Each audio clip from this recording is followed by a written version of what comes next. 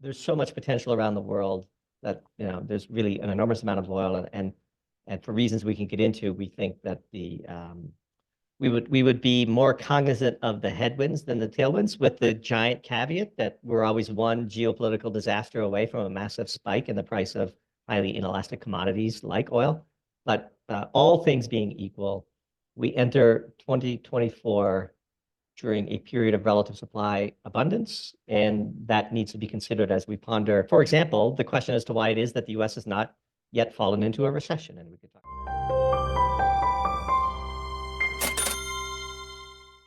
Welcome to Thoughtful Money. I'm its founder and your host, Adam Taggart. Nothing happens in economy without energy. And despite the current efforts and hopes to decarbonize our energy systems, the world remains heavily dependent on oil, especially as the dominant transport fuel in moving goods from point A to point B. Oil's had a rocky ride the past several years, with its price ranging from a high of $120 a barrel to briefly negative prices at the height of the pandemic chaos. Russia's invasion of Ukraine disrupted the global trade of oil, and so, to a lesser extent, so far at least, has the resurgence of war in the Middle East. What does 2024 look to have in store for this essential fuel? Well, for answers, we're fortunate to speak today with the energy experts at Doomberg. The exceptional quality of their newsletter has made them the #1 ranked financial Substack in the world, and for good reason. Doomberg, thanks so much for joining us today. Adam, real pleasure to be here. Happy New Year. Congratulations on your recent move to Substack. As you know, we're huge fans of your work. We were thrilled when you decided to shift platforms, and we are amazed, frankly, at the magnitude of your early success, and couldn't be more proud to count you now as a peer on Substack and also as a friend. Gotten to know you quite well and in our personal lives over the months, and much like Grant Williams, you're as nice and authentic in real life as you appear on the screen, and I couldn't be happier for this to be our debut podcast appearance in 2024. Well, thanks so much. The friendship, the most important part on that list there. Doomberg, I'm just trying to follow in your footprints, or should I say your chicken footprints there on Substack. And I just am amazed at what you've been able to accomplish there. I consider my accomplishments there so far just a small fraction of the success that you folks have had there. But like I said, incredibly well-deserved. But I look forward to continuing to explore that platform under your guidance. You've been a great mentor to me on that. And more importantly, really look forward to digging into your thoughts today on the oil market and educating our viewers about what's happening with this essential fuel. So a lot of questions for you. You've written some really great, thought-provoking recent pieces on oil. Very quickly, though, if we could start kind of at the highest level here and just get a sense of your current assessment of the global oil market right now. You bet. So as we have long articulated in our pieces, as macro analysts, our view is that the most important question you should answer before doing anything else is to ponder whether the world is currently in a period of relative energy excess or shortage. And, Doomberg was born and rose to some prominence during a period of energy shortage. And so as a consequence of that, I suppose many of our subscribers might view us as sort of perma-energy bulls, because we've really only ever written during a period of energy shortage. Well, that has changed. And some of our pieces in the past few weeks have acknowledged that change. And it is our view, because we have to be, agnostic observers of the market if we're going to be useful to our subscribers. It is our view that the world, beginning with the near miss in the winter of 2022, 2023 in Europe, has now shifted to a period where I think it's pretty undeniable that we're at the global level, integrated across markets, we are experiencing a period of relative energy abundance. Now, that's unabashedly a good thing for humanity, for the economy, for human progress. But if you're an energy investor, that's something that I think you need to consider as you ponder your next moves. And going into 2024, we have written a few pieces about the glut in natural gas, which is very obvious, but also how that bleeds into other primary energy sectors, including coal and oil.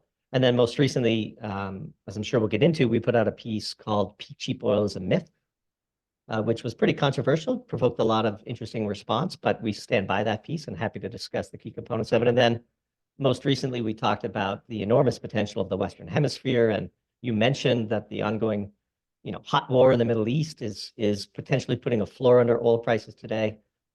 There's so much potential around the world that there's really an enormous amount of oil, and for reasons we can get into, we think that we would be more cognizant of the headwinds than the tailwinds, with the giant caveat that we're always one geopolitical disaster away from a massive spike in the price of highly inelastic commodities like oil.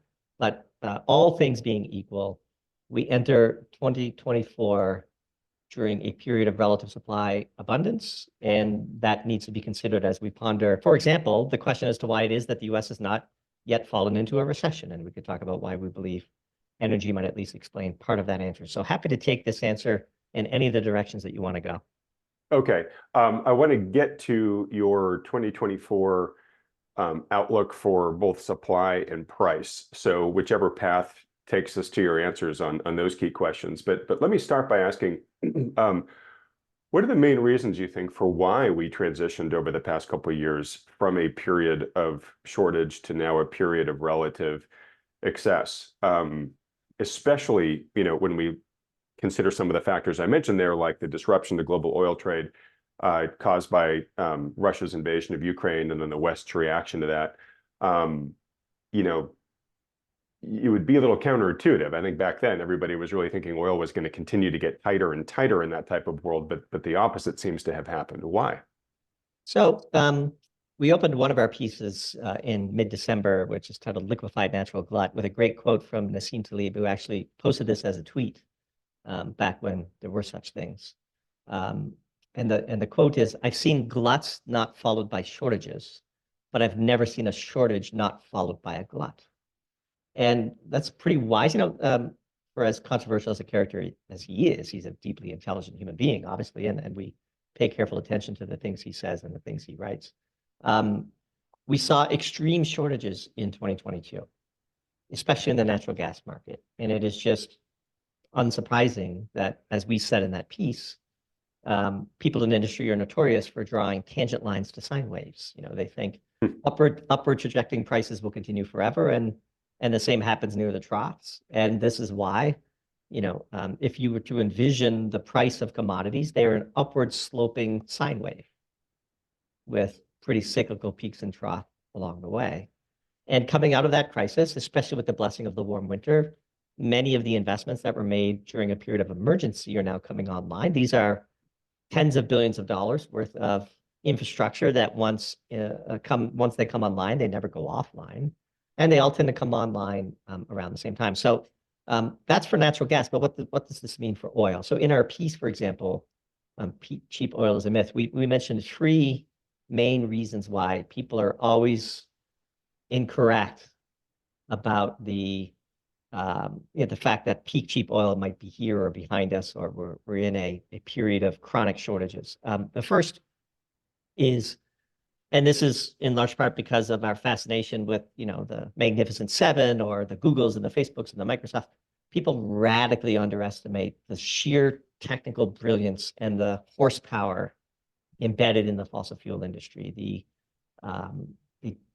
disinflationary impact of technology, deflationary impact of technology is profound.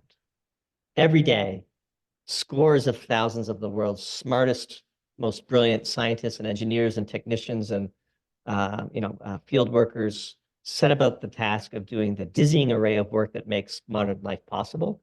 They compete on price against some of the most ruthlessly efficient firms in the world. They're the ultimate price takers, so they can only improve their profitability by improving their efficiency and reducing their costs, and they do, and they're magic about it. It would blow your mind if you ever went to the control room of Saudi Aramco, which I had the privilege of doing back when I was in industry. We tend to think of these old commodity companies as slow-moving dinosaurs of yesteryear, when in reality, China has a university dedicated to producing petroleum engineers that has a student body of over 15,000. The US produced 600 of them last year. There's an enormous amount of technology in this space. And our guess is that it's probably compounding at about like 8 to 10% a year in efficiency gains just from technology alone. So that's one. Second, many of the constraints to releasing new supply are artificial and political. They're not inherent, they're not geological. And as oil prices increase, the political pressure to open the aperture necessarily increases. And we see governments change. They become more right-wing or reactionary, or policies are loosened. In fact, for all of Biden's happy talk on the environment, the US has never produced more hydrocarbons than it has in the past year. And we could talk about that, because the third thing, which in many ways was the most surprising to our subscribers, and the one that I'd love to dive in deeper with you on, is people have too narrow a definition of what oil is. The definition of oil is ever changing, and we have a pretty unique definition of what oil is. And once you widen that definition, which isn't necessarily always captured in the official quote unquote oil production statistics, you then can see that we have a tsunami of hydrocarbons coming online, especially in the US. And that is a significant headwind to prices. Now, again, we are not short-term traders. I can't tell you what oil will be next week or next month, but all things considered, to the opening question, I said that one must always ponder as analysts, are we currently in a situation of relative excess or abundance? And I think it's undeniable that we're in a situation of abundance, especially if you widen your definition of what oil actually is. Okay, so we're gonna basically combine a couple of topics here now. So in your response to my earlier question about what's really driven this move into a glut, I don't know if that's too extreme of a word, but at least a period of excess. Sounds like you're saying markets have responded, right? Oil was getting really pricey, supply was getting a little tight, and the producers around the world have responded to the point now where they've met the market need, and now a lot of those investments, because they take time to come online, are continuing to come online, and there's now a tsunami, to use your word, at least in the US, coming online here at this point in time. There's a tailwind to all of that, which are the three elements that you just mentioned here, which is technology continues to compound in terms of efficiency. There are political issues that can be changed much more rapidly than geological ones. And then there's this maybe mismatch in terms of how people actually look at what oil is. And you guys have your own definition that we'll talk about here in just a second. But let me wrap this in the larger point you made, because I want to make sure it's not lost on the viewers, where you're saying that peak cheap oil is a myth. Now, there's a lot of people out there that have had the understanding, I'll say, that the return on oil, the energy invested per energy returned on oil, has been decreasing over time. There was a famous book written by Matt Simmons at the beginning of this millennium called Twilight in the Desert. Has influenced a lot of people. I'll be super transparent. Influenced me and the work of a business partner that I was engaged with for many years. We wrote a lot about net energy return. And I think there's a lot of people that are probably watching this video right here, Doomberg, that are still pretty steeped in that worldview.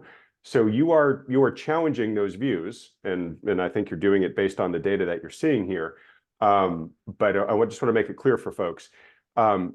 Is what you see, this peak cheap oil, is that a period at which you think, hey, we're in a period right now where there's a lot that's adding a tailwind to oil, but eventually all those issues that Matt Simmons and others have raised are going to catch up with us? Or do you truly think it's a myth that this is something that will continue higher and to the right in terms of production for the rest of our lifetimes? So again, it all comes down to time frame. So let me just state specifically what we mean when we say peak cheap oil is a myth. 50 years from now, we'll be producing far more oil than we're producing today, and it will be affordable.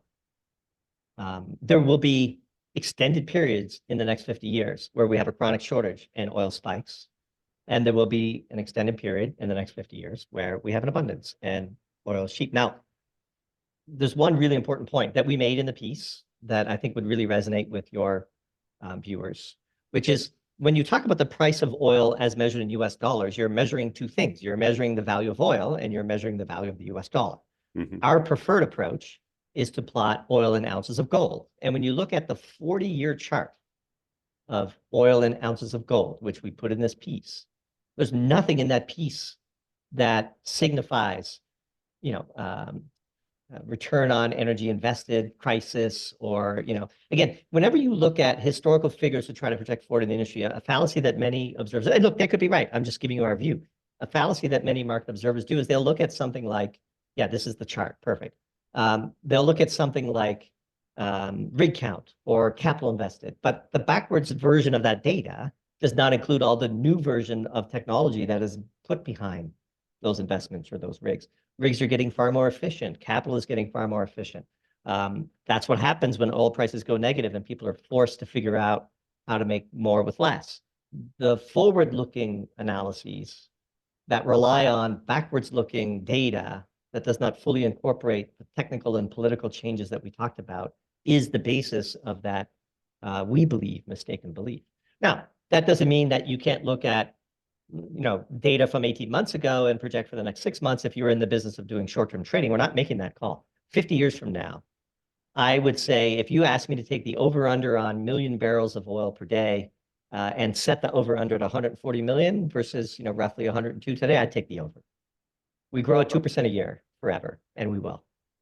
Okay, so from your perspective, oil's future, at least measured in the rest of our lifetimes, is that line up and to the right, that sine wave traveling up and to the right, where it'll have its peaks, it'll have its valleys, but over time it will be marching higher in terms of production. And look, oil could get very expensive in US dollars. That doesn't mean that oil is expensive, except for Americans, right? And that's one of the reasons why we're deeply long gold. I just think that when you measure the price of oil in US dollars, you also have to take into account the fiscal situation and the monetary policies of the country, and whether alternative currencies eventually evolve, and all of those complexities. And if you take the 5,000-year currency of gold and you measure BTUs per ounces of gold, it's shockingly stable and cheap.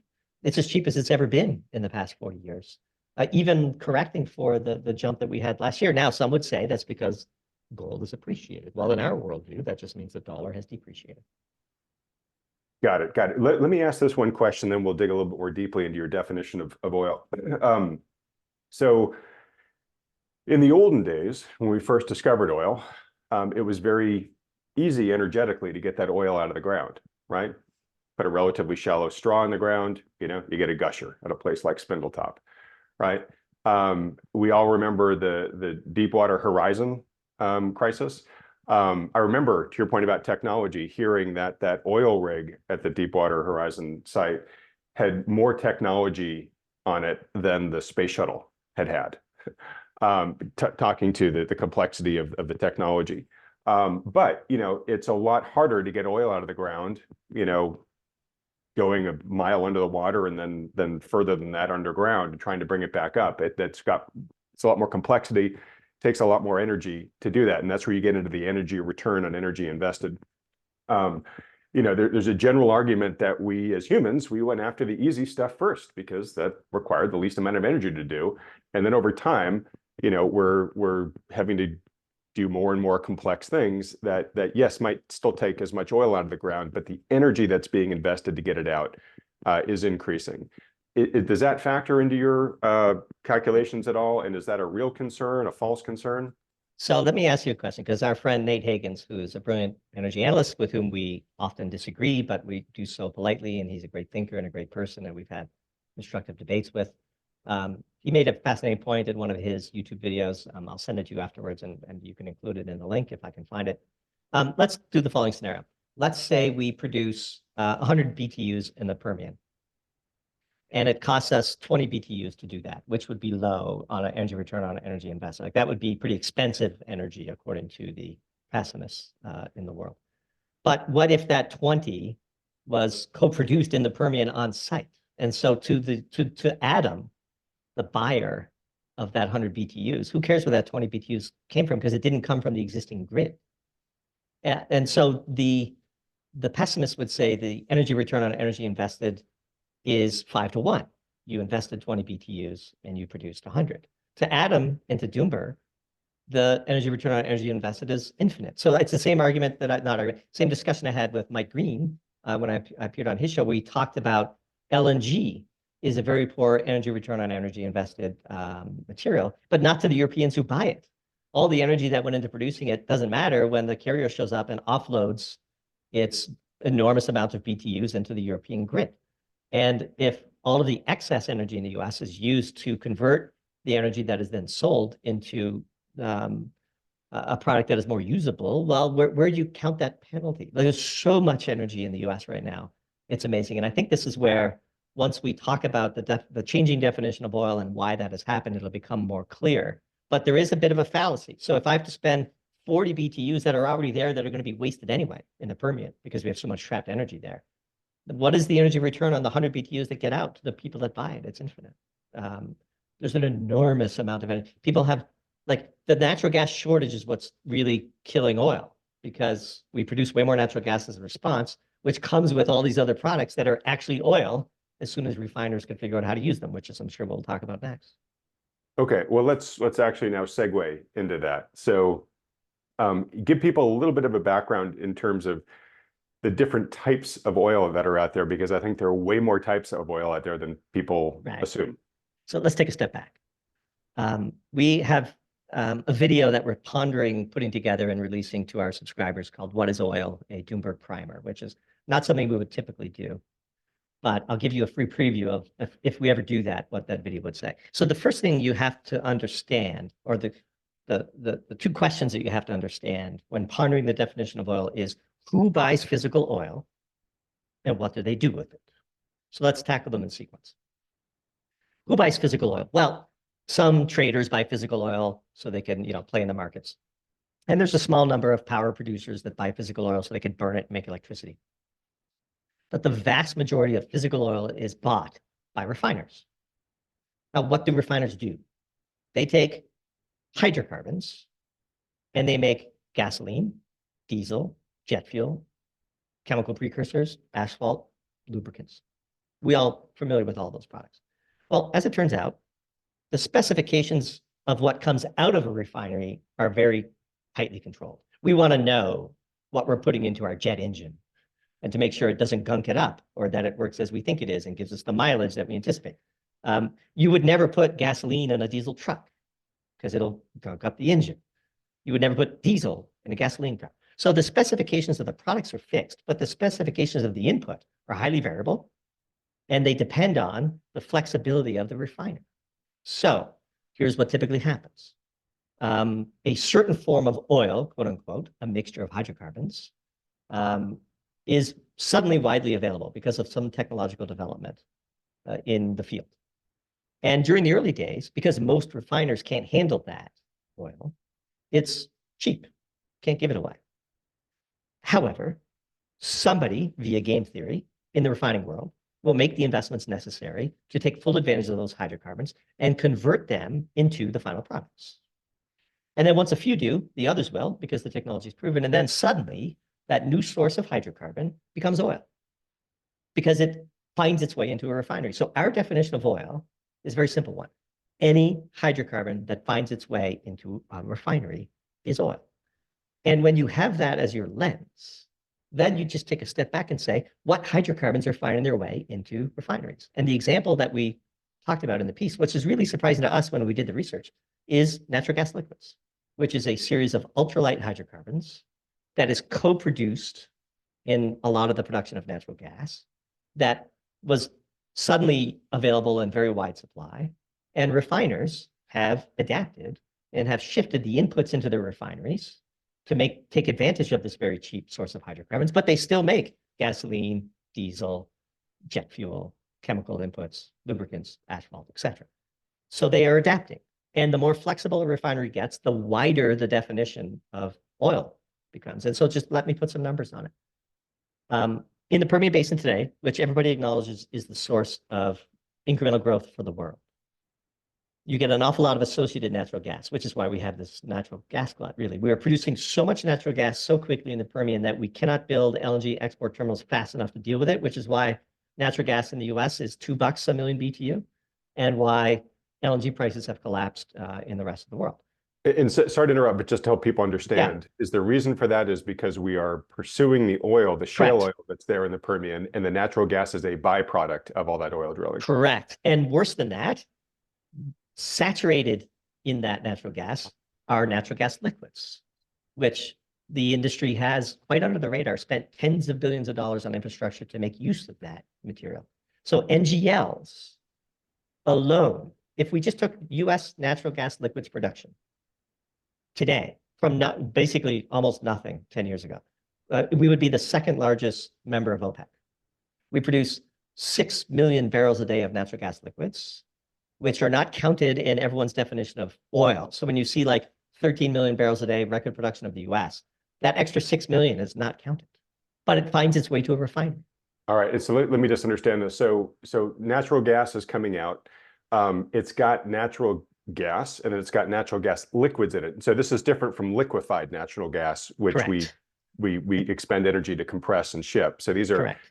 These are associated liquids along with natural gas. And you're saying is there almost oil inputs that we've been getting for free because it's been sort of waste. We haven't known what to do with it until relatively recently. The industry has said there's so much of this stuff, we're going to figure out how to turn it into a usable form of oil. That's correct. And so if you look at the, for example, if you look at the Sankey diagram, I'm going to pull it up here and I'll share it with you. It's going to take me a minute to figure out how to do this. This is US natural gas liquids production, which is different than liquefied natural gas and is different from oil. It's light hydrocarbons on the spectrum between natural gas and heavy crude. This is in between, right? And so you can see here, as a result of the shale revolution, we've gone from basically 2 million barrels a day to over 7 million barrels a day in the latest numbers that I saw. And this is all finding its way into a refinery. And so if you go to this chart, this is all the infrastructure just in the US Gulf Coast area that has been invested in the past decade. Really great website, RBN Energy. I want to give them a plug. This is where we got this data. A really great energy blog. If you're interested in energy, and particularly US energy, and particularly US hydrocarbons, they're an invaluable resource. And then if you look at the Sankey diagram of the flow of molecules into and out of the US refinery network, this has exploded. So you have crude production and crude imports and crude exports, and then NGLs going in, but you still have the products that you recognize coming out. So in our view, NGLs are oil. And this massive amount of growth is discounted by the market today. Sorry to interrupt, but you just make sure I heard you correctly. If we just looked at the NGLs as the natural gas liquids on its own, you're saying that would be the equivalent to the second largest contributor to OPEC right now? Yes. Wow. It's huge. And this has been happening under the radar because of the explosion in investments in the Permian Basin. As we're chasing oil, we're getting oil, light grades of oil that refiners don't necessarily like to use, but they're adapting, which is why we export a bunch of it and we still import a bunch of crude. But we're also getting natural gas, which is why we have this explosion in LNG export terminals coming out of the US, but it's not going as fast as the production is rising. And then you get these NGLs, which are hydrocarbons that industry has invested in the infrastructure to take advantage of. So it is our view that over time, this material needs to be considered oil. It goes into a refinery and out come the products. And so if there's more of this, there's less of a need for that. Right. And if there's less of a need for that, that's a headwind. That makes total sense. In fact, there's probably even less of a need for the crude imports. And if you could just talk for one moment, why do we import still a material amount when we have such great production going on here right now and export? This gets back to, our refineries are running so tight. So first of all, the US has more refining capacity than it needs. And so this is actually exports of refined products, which we should have highlighted. We also export a lot of crude and we export a lot of gasoline and diesel, although it's fascinating because we still have to import it because we don't have the ability to serve ourselves, which is a topic of ours that we're researching. Like the US Northeast has no refining and we don't have any pipelines to the refiners in the South. And because of the Jones Act, we can't supply them with product we make domestically. And so they're forced, for example, to import diesel that is refined in India using Russian crude. Okay, so that's a good example of what you were saying earlier about a political reality that could change very quickly if we decided to. So we export crude because our refineries were built to be optimized for the processing of heavy crude from Canada and Venezuela and what we used to produce from traditional sources. The grades that are produced, these are all, of course, generalizations, but the grades that are produced in the Permian, for example, are very light.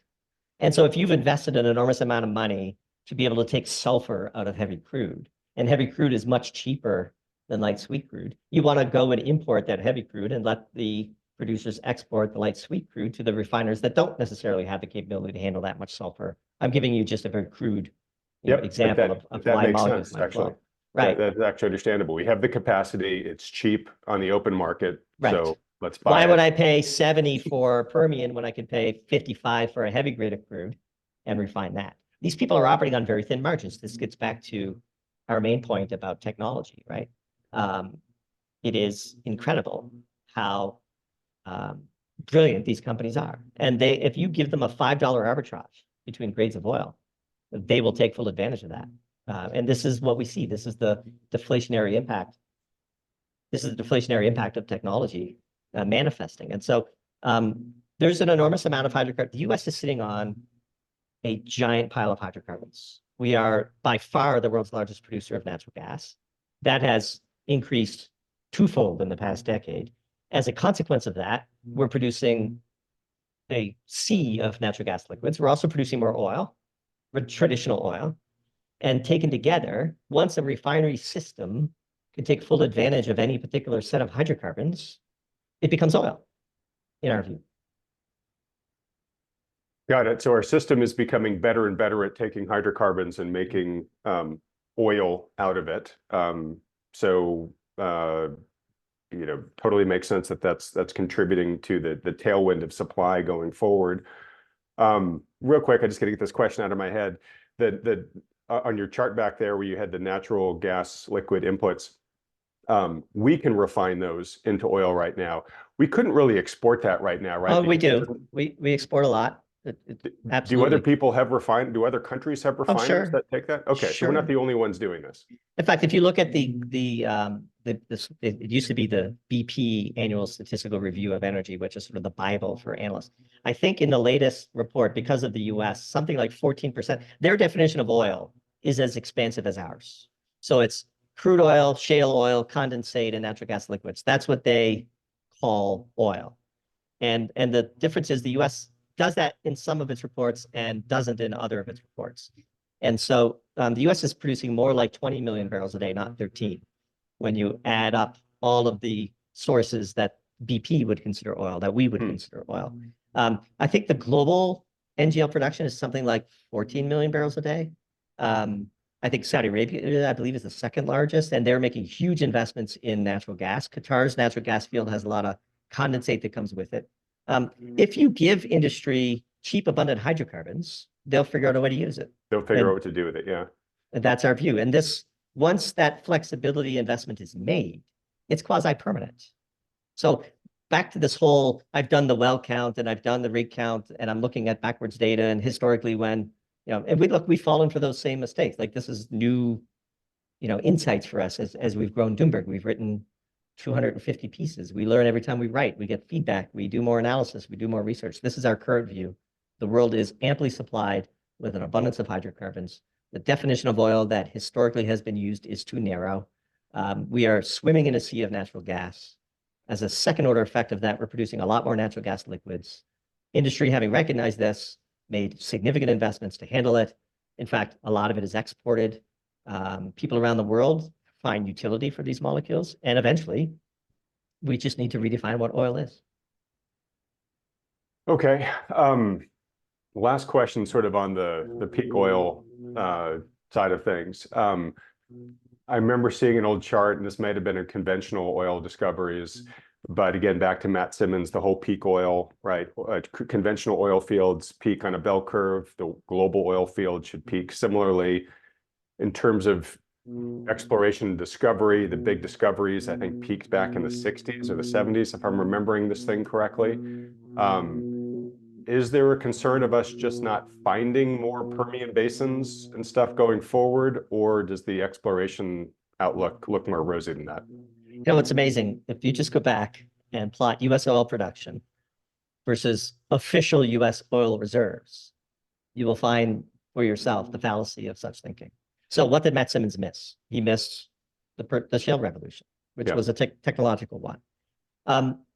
When we say peak cheap oil is a myth, what we really mean is technology and then the politics. So like Germany has an enormous amount of fracking potential, and it's just politically decided it's not going to do that. There's all manner of fracking resources around the world that are waiting to become reserves.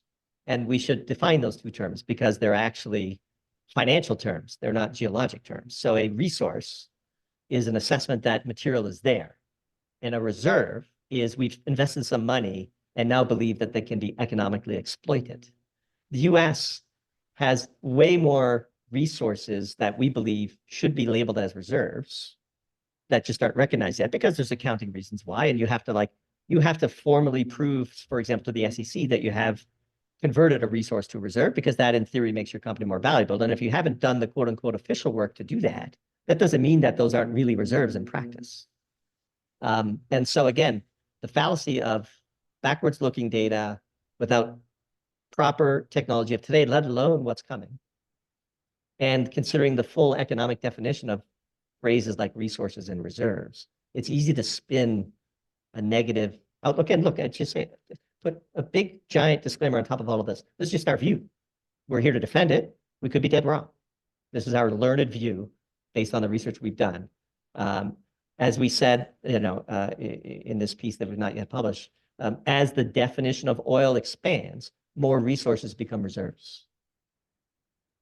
All right. Now, all of a sudden, you have to think about, wow, Qatar is sitting on the largest oil and condensate field in the world. They have an enormous amount of natural gas left to produce very cheaply, a straw in the ground, as you said. Well, what are we doing with all that condensate? It's finding its way into a refinery. By our definition, it's oil. That condensate is not currently counted in the world's quote unquote oil reserves, especially not the backwards looking ones. And so 50 years from now, we will be producing way more oil at the same price as measured in gold that we do today, is our base case. And we would fade long-term alarmist predictions. That doesn't mean that we shut down shipping lanes in the Middle East and a hot war breaks out between the US and Iran, or Russia pulls this crude off the market, that we can't see $150 or $200 oil again. But it does mean that in 2050, absent some political suicide, we're going to be producing an enormous amount of oil. All right. I was just about to go there with some of those risks, and it sounds like you see them as certainly things that could happen, but are likely to be incidents as opposed to long-term trends.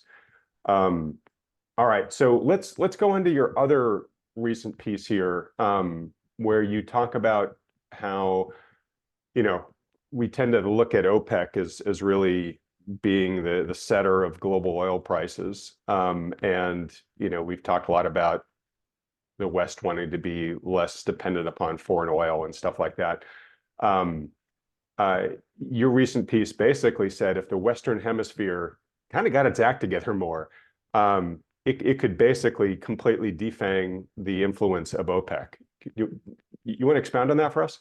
You bet. So the first thing that you have to realize, which will probably come as a surprise to a lot of people, is that the Western Hemisphere today, which is, North America, Latin America, as defined, say, by the Monroe Doctrine, which was the opening story of that piece, the Western Hemisphere today already produces more oil than the Middle East, with at least 1.5 hands tied behind its back. And is that with the conventional definition of oil or with the Doomberg definition of oil?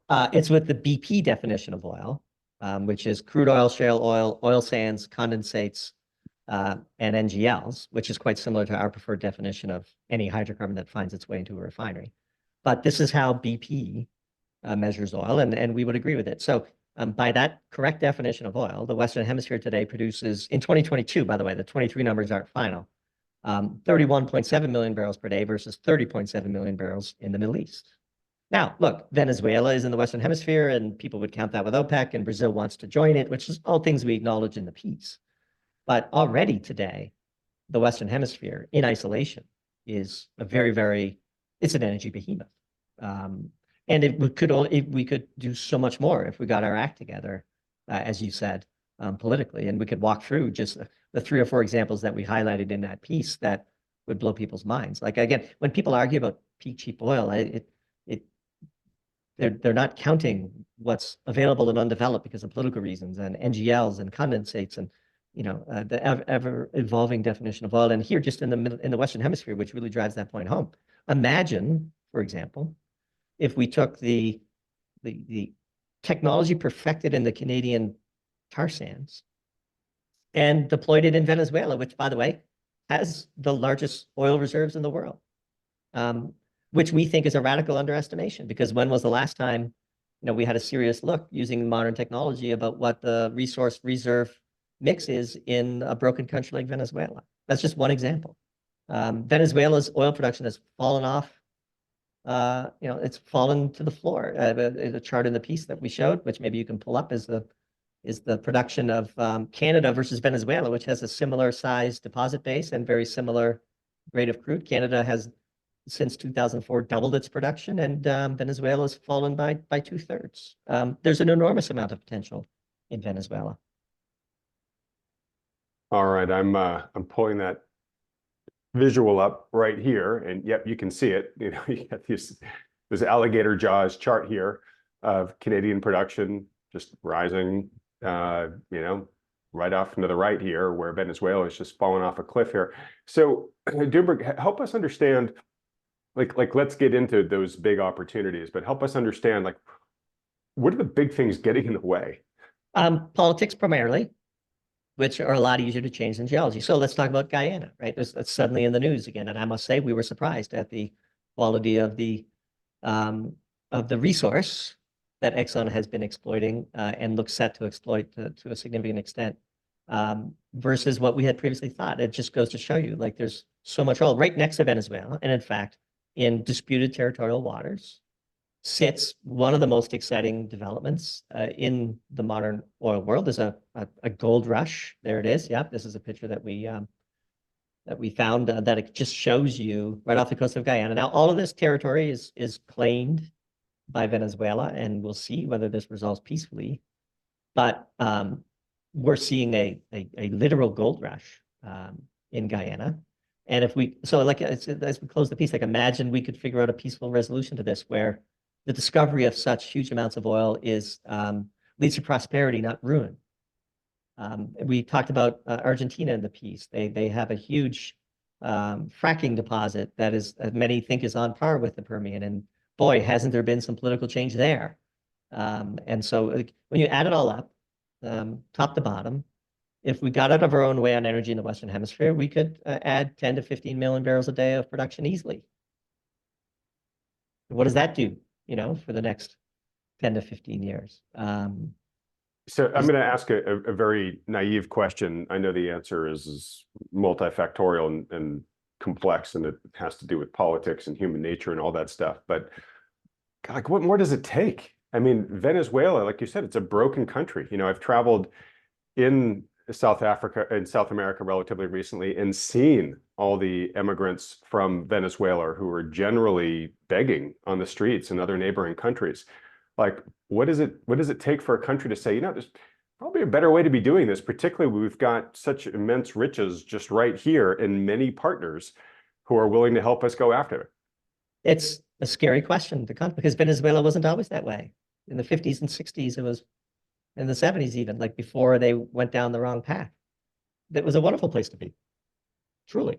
It's a recent phenomenon that the country has slipped into political turmoil and hyperinflation. And look, we are not immune from such risks, which is why our preferred measurement of the cost of oil is ounces of gold. If you measured the price of oil in Venezuelan dollars, it would be, yes, peak cheap oil would be not a myth to them. But that's why we don't measure it in the Venezuelan currency.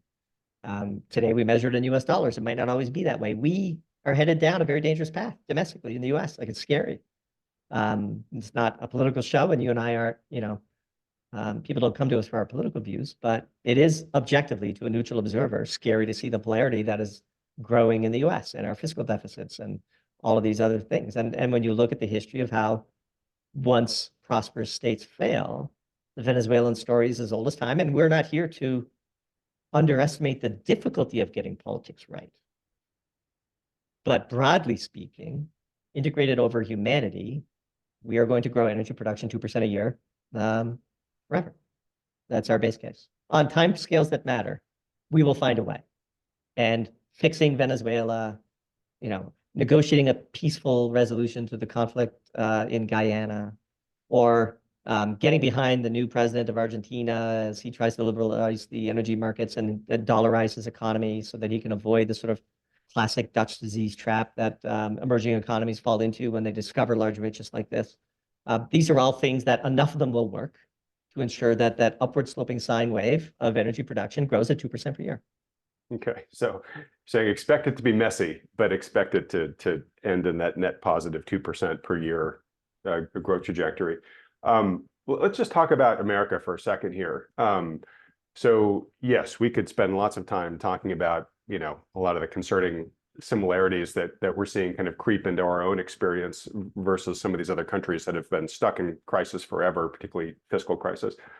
But I know we've talked about this a bit in the past on previous interviews, but talk for a moment about any concerns you might have in terms of just our energy policy, especially as it relates to oil, since that's what we're talking about here, where we are kind of at odds with, say, common sense and our own, national interests. There's been a lot of talk recently about how a lot of oil companies are being disincented from making continued capital expenditures here in the US and investment in infrastructure here in the US because they don't have clarity on what the regulatory environment is going to look like in 5, 10, 15 years and whether they're going to be able to get a return off of dollars that they invest today. So what are some of the biggest concerns you have right now? I would say that concern might dampen what we could be investing, but we are undergoing an investment boom across all aspects of the manufacturing sector, which is part of the reason why we think we've not yet slipped into a recession. And just like we have a nuanced definition of oil, I think we need to have a nuanced definition of America. And in fact, we have a piece that we're working on right now, which we're trying to write in a way that is politically aware but not political, tentatively titled Two Americas. You can't look at the US as one homogeneous country. And in fact, unlike most countries, the US energy policy is still largely governed at the state level, which is why we have such wildly different energy policies, say, between California and Texas. And if you take the PAD system, PADD, which arose during World War II to ration gasoline, and our energy is still calculated that way today. If you sort of take the two Americas and partition them between pro-hydrocarbon and pro-global warming renewables, you see an amazing disparity even in the past 10 years of who's producing the energy in the US and whether or not the people that are not producing it can even get access to it. They don't have the pipelines. The Jones Act prohibits the shipping from one US port to another. And so if you put the country into sort of the West Coast and New England, and then study US energy statistics partitioning between those two categories, the difference is stark and it's amazing. And so, yes, refiners in California are not investing, but all of that investment to take advantage of NGLs is happening in Oklahoma and Texas and Louisiana. And so what does that end state mean? There's a lot of talk about succession and the country breaking apart. And that used to be sort of fringe talk, but it's becoming more and more mainstream. And it's kind of scary to contemplate. But if we do end up breaking up along those lines, as we said, there's two Americas and one of them is an energy vassal. Like all of the energy is produced in what the coastal elite would call flyover country. And that's where we think the power would lie in a sort of breakup scenario. There isn't really one America. Like California produces none of its own energy, basically. And, Texas on a standalone basis would be, a peer of Saudi Arabia. Yeah, and what's interesting is California has the potential to produce an awful lot more than it does, right? I mean, it's of course, yeah. We all have the potential to make 10 nuclear power plants per state and solve the problem. Like we didn't even talk about uranium. Yeah, we haven't yet, and that we have talked about it a bit in the past, but sure. But the same, it's politics. So if you just look at how hard Joe Manchin had to work to get the Mountain Valley Pipeline project over the line, which has allowed sort of Pennsylvania and West Virginia to participate in this natural gas boom. That shows you just the disparity in politics. Like New England cannot tap into the natural gas that's being produced 200 or 300 miles away. It imports LNG from Trinidad and Tobago. It's And is insane. anybody working on that right now, or is that just If a anything, we're mindset that's not working shifting? farther apart. Is the country becoming less polar? Like you can draw the energy strategy as a function of the red-blue divide. And how do we write about that in a way that isn't taking sides in that divide is something we're struggling with, if I'm being totally honest. Uh-huh. You just have to be an agnostic observer and see that this is happening. Yeah, and I'm curious, how about, especially like in the Northeast, how much of it is ideological, right, versus just a collective action problem where you've just got a lot of little states and it's hard to get them all to agree? It's ideological. I mean, this is purely ideological. And that's fine. Like you have to respect that ideology. But this is part of the driving force of the partitioning of the American political fabric, which we would all agree is concerning and unlikely to end well. But when it does end and the pieces are analyzed, I think it would be wise for people who care about the energy markets to partition the US into those separate fragments, because for all intents and purposes, they are. All right. I'm feeling the pressure here of having maybe 2 more hours worth of questions for you on this topic and only having a couple of minutes left. Let me toss this grenade and we'll just have to let it do what it does and pick up the pieces later.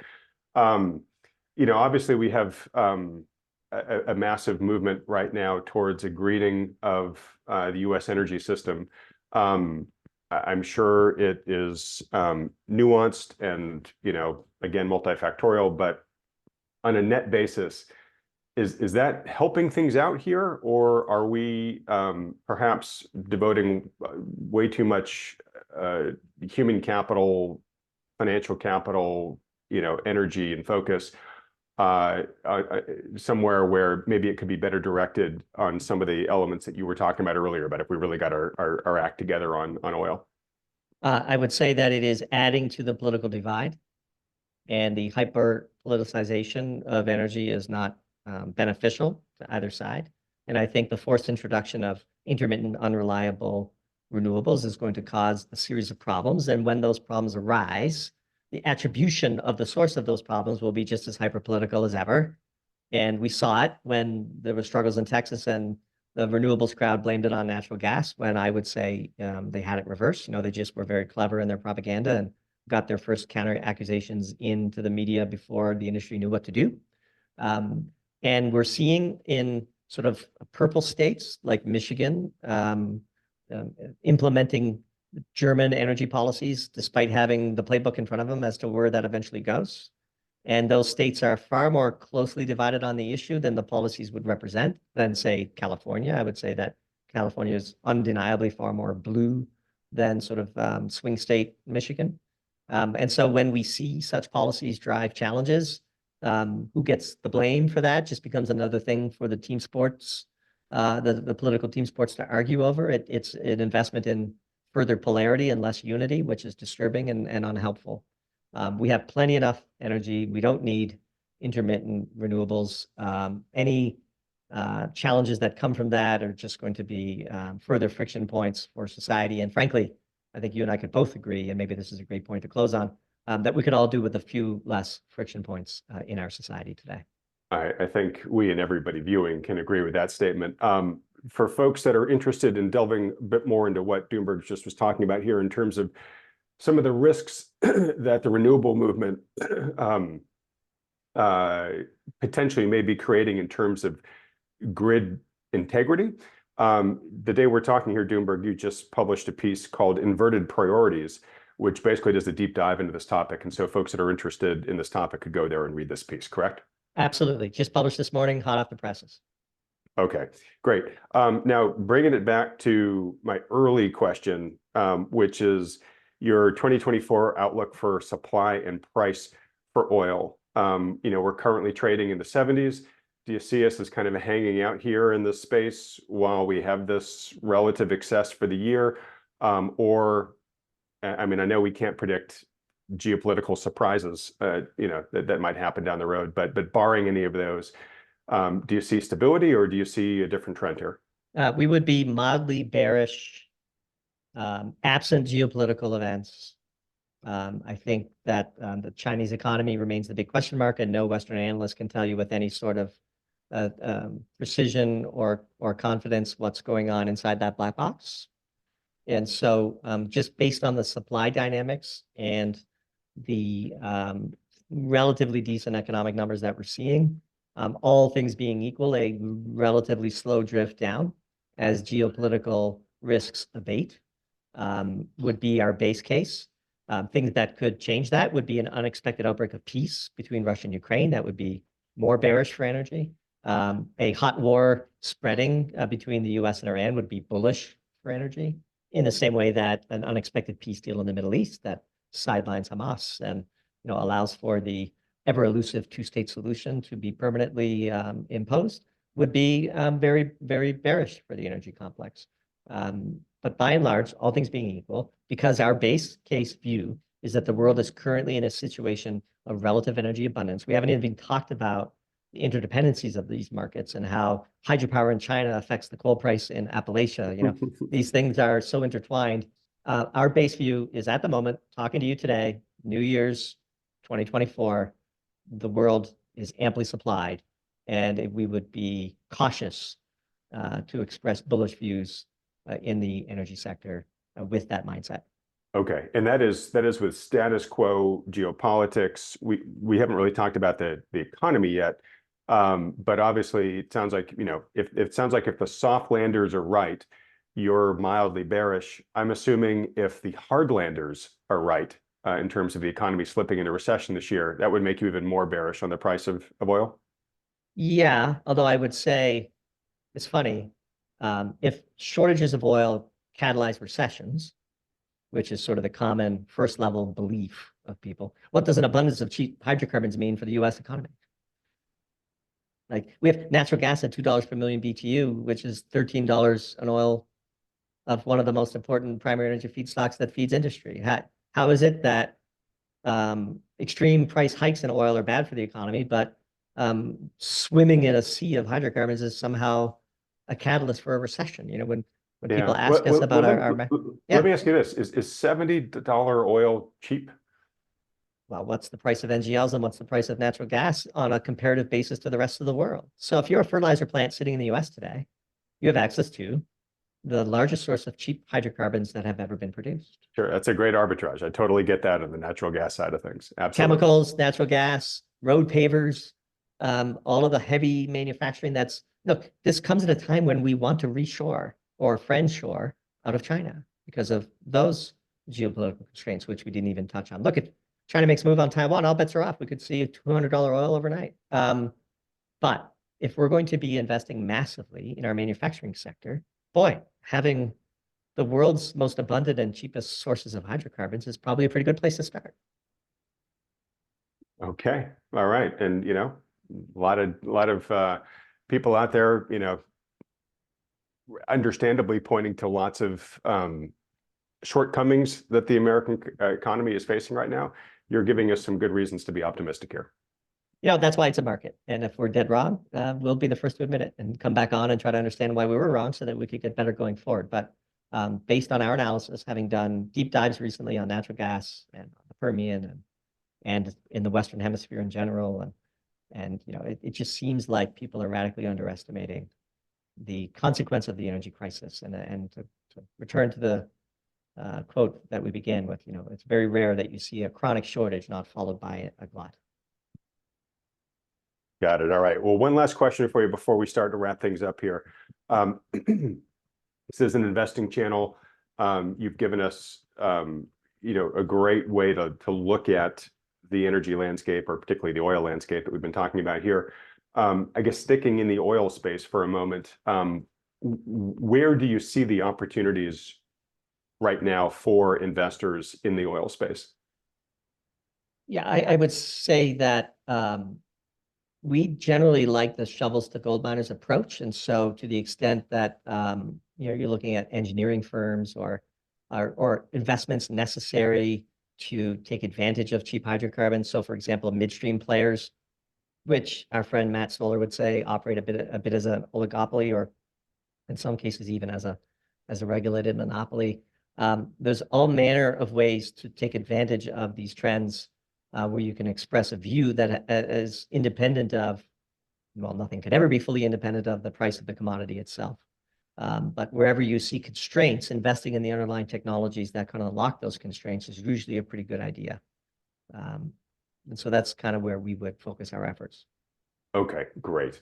All right, well then look, in wrapping up here, Doomberg, these discussions are always wonderful and always leave me wanting to keep the clock going. I wish we could, just means we're not going to have you back on again soon.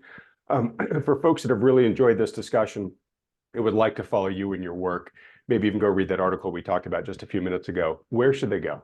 Yeah, everything is at doomberg.substack.com, which is, we've recently focused all of our efforts on the platform. We've left Twitter, and we do all of our sort of day-to-day stream of conscious stuff on Substack's Notes platform, which is sort of a growing version of what some of Twitter used to be.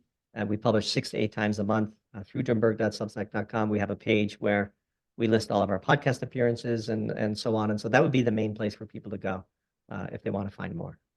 All right, and when I edit this, I will put that link up here prominently on the screen so folks know exactly where to go. Folks, there'll be a link to it in the description below too, so you can get there with one-click access.